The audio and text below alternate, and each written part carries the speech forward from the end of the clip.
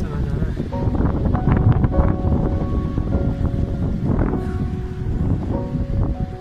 कितने सुंदर फ्लावर्स और सामने से चल रहा है।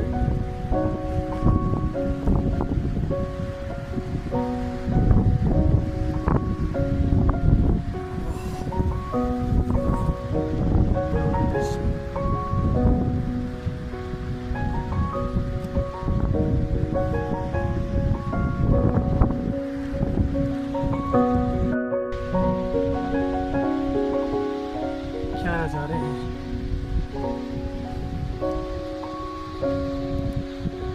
सतोपंथ जाने वाले मार्ग में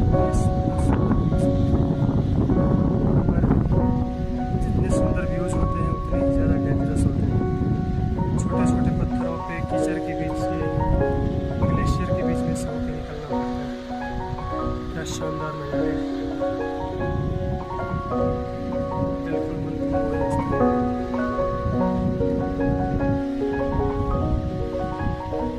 इसे कहते हैं प्रकृति प्रदत्त नज़ारे।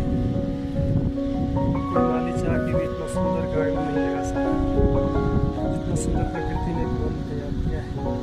इसे ही लक्ष्मी वन कहते हैं। स्वर्गारोहिणी जाने वाले मार्ग में जब यात्री थक जाते हैं, एक दिन में अपनी यात्रा पूरी तो वे इसी लक्ष्मी वन में एक रात विश्राम करते हैं। अब मेरे को तो एक ही दिन में पहुँचना है। 3 दिन की यात्रा एक दिन में तय करनी है। इसलिए तय करनी है कि अपने पास उतनी व्यवस्था या उतना साधन नहीं है। सो मैं आज ही एट एनी कॉस्ट शाम तक अंधेरा होने से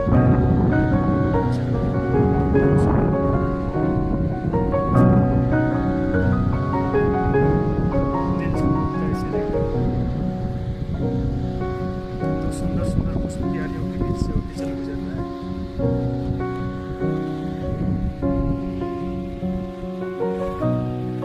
आगे जंगल भी हो सकता है। Very nice.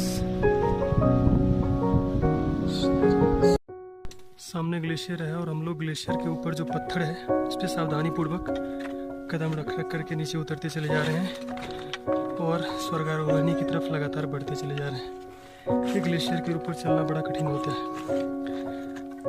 अगर धंस गया तो सीधे हिमनद के अंदर। It's very dangerous to move on glaciers.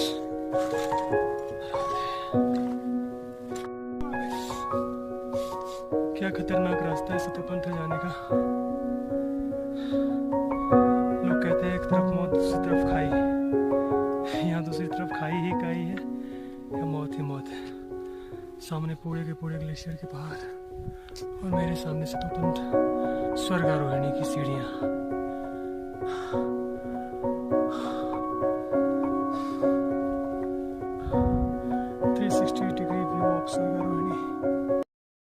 स्वर्गारोहण की प्रथम चरण में हम आ गए हैं चंद्रकुंड में। चूँकि अभी बर्फ़ ज़्यादा जम चुकी है इसलिए चंद्रकुंड में जल नहीं है और सामने थोड़ी ग्लेशियर जमी हुई है। इसके बाद आता है सूर्य कुंड, फिर आता है विष्णु कुंड। उसके बाद स्वर्ग की चढ़ाई कोई नहीं कर सकता।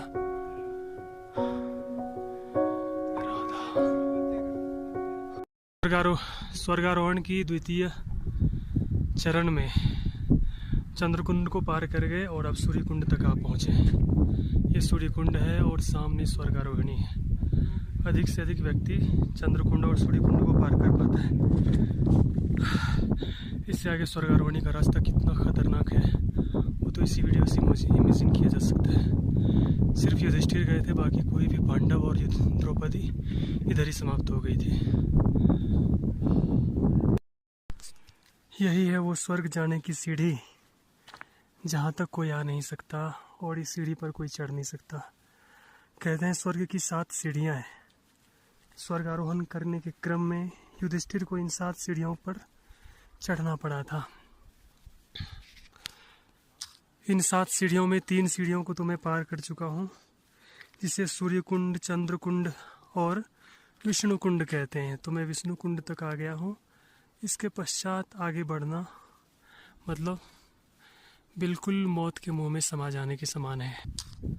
बद्रीनाथ धाम से लगभग 35 किलोमीटर की हिम शिखरों की और हिमानी रास्तों की या हिमनदों को पार करके अत्यंत दुर्गम पर्वत शिखरों को पार करके इस स्थान तक आया जाता है।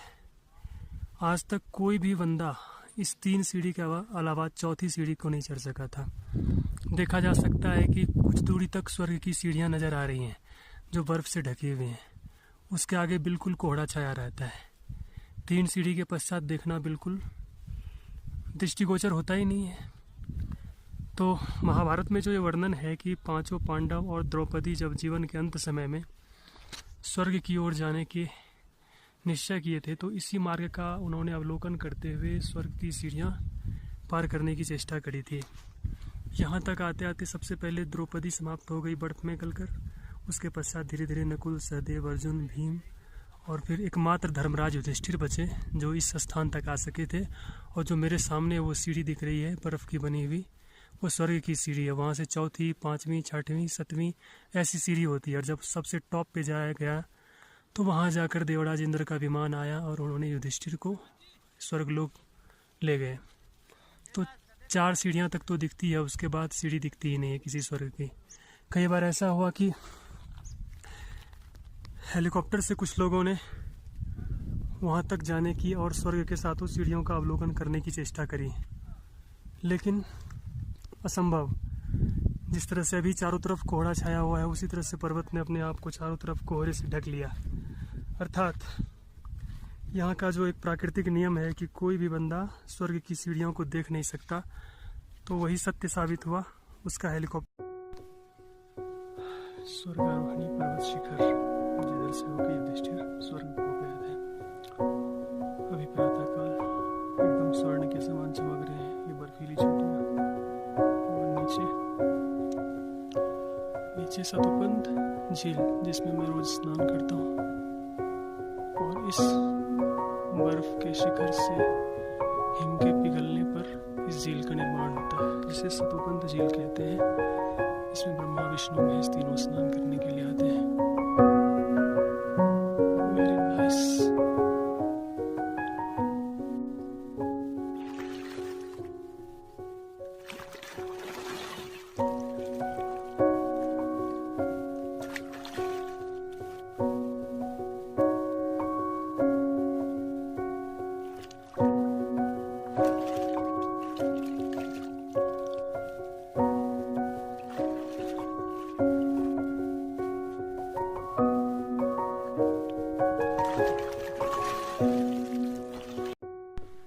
बाहर का टेम्परेचर -5 डिग्री सेंटीग्रेड, बॉडी का 37 डिग्री सेंटीग्रेड। आज मौसम इतना मेहरबान है कि हर जगह बर्फ ही बर्फ दिख रही है।